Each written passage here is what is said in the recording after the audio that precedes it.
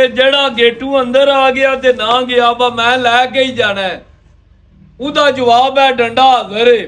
ਹਾਂਜੀ ਕੀ ਹਾਲ ਚਾਲ ਨੇ, ਠੀਕ ਹੋ? ਆ ਮੇਰੇ ਨਾ ਹਾਥੀ ਮਤੈਰ ਪੇ ਵੇਖਦੇ ਹੋ ਨਾ, ਤੇ ਆ ਪਿੱਛੇ ਨਾ ਭੋ ਵੀ ਤੁਹਾਨੂੰ ਦਿਸਦਾ ਪਿਆ।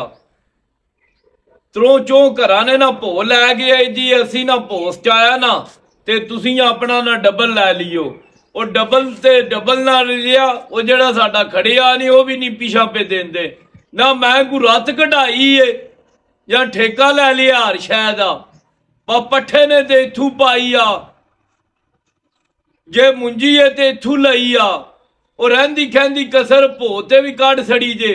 ਹੁਣ 18,000 ਦੀ ਮੈਂ ਟਰੈਲੀ ਸਚਾਈ ਏ ਤੇ 1 ਮਿੰਟ ਵਾਲੀ ਗੱਲ ਏ ਤੁਹਾਡੇ ਅੱਗੇ। ਇਹ ਜਿਹੜੇ ਗੈਰ ਕਾਸ਼ਤਕਾਰ ਭਰਾ ਨੇ ਨਾ 2-2 3-3 ਮੱਝਾਂ ਰੱਖੀਆਂ ਨੇ ਤੇ ਝੋਟ ਰੱਖੇ ਨੇ, ਇਹਨਾਂ ਅੱਗੇ ਵੀ ਮਿਹਨਤ ਵਾਲੀ ਗੱਲ ਏ। ਬਾਗੇ ਦੇ ਭੋ ਹੁੰਦਾ ਧੜਾਂ ਦੇ ਹਿਸਾਬ ਤੇ ਉਹ ਕੋਈ ਨਹੀਂ ਫਰਕ ਪੈਂਦਾ। ਤੁਸੀਂ ਭਾਵੇਂ 2-2 4-4 ਲੱਦੇ ਲੈ ਜਾਂਦੇ ਆ।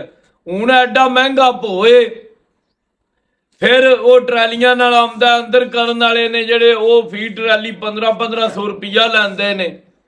ਇੱਡੇ ਵਕਤ ਵੈਸੇ ਨਾ ਭੋਸ ਚਾਹੀਦਾ।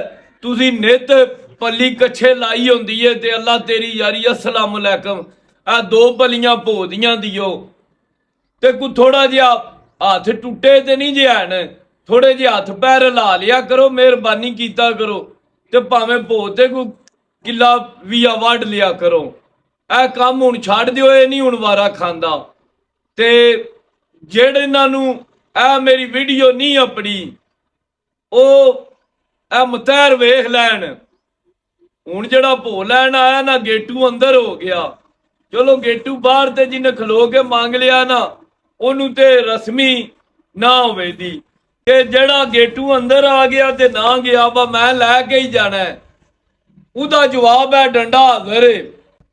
ਇਹ ਡੰਡਾ ਉਹ ਏ, ਇਹ ਸੁਲਤਾਨ ਰਾਏ ਦੀਆਂ 2 ਫਿਲਮਾਂ 'ਚ ਵੀ ਅੱਗੇ ਇਹਨੇ ਨਾ ਆਪਣੇ ਜੋਹਰ ਵਹਾਏ ਨੇ।